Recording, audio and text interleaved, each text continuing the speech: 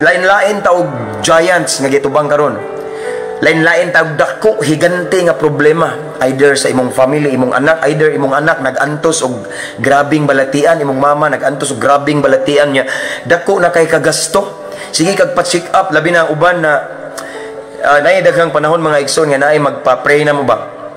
And then walay finding sa doktor, galibog sila pero giayo sa Ginoo. Murag something ana bitaw.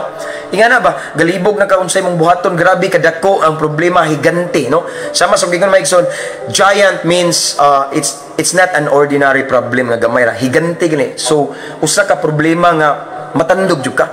Again, unsa man imong giant karon igsoon, imo bang bana nga palahubog kayo? Imo bang bana nga grabe lulong sa mga tanang klase sa bisyo, sugal, ang ipalit og bugas, gatas adto padung sa loto, swirtres nga mapildi luoy kayo adto padung sa manukan or unsa man imong mga giants karon giatubang mga igsoon.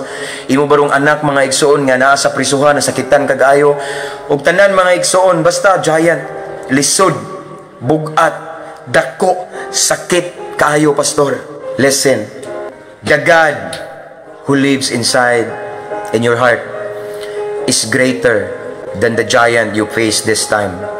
Ang Ginoo, ang Dios nga naa sa imong kasing-kasing karon igsoon, mas dako pa sa higante nga imong gitubang karon. Unsa man imong higante, gamay ra kay no? We cannot recognize the bigness of our God because we are focusing to our giants. Ayaw pa-distract, ayaw palipat. Learn to walk by faith. Huno na nga wa ko'y nakita. Huno na igsoon nga naay Ginoo nga mas dako pa sa imong utang. Huno na nga naay Ginoo nga mas dako pa sa imong problema. And remember the promise of the Lord for us, He will never leave us nor forsake us. And He said in His word, He is our shepherd and we shall not be in want. Amen. He said in His word as well that He will supply all our needs according to His riches. Dili ta niya pasagdan. Amen. Remember igsoon, God is aware sa imong giants karon.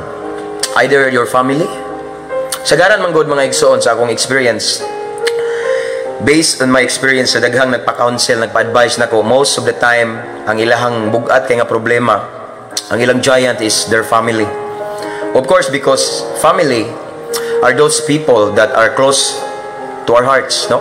Sila ang mga duol sa dughan, affected jud ta. So maybe nagtanaw mo diha imong giant sa imong family, timan concern ka sa imong family, balik-balik ko nako ni concern pod si Lord igsoon.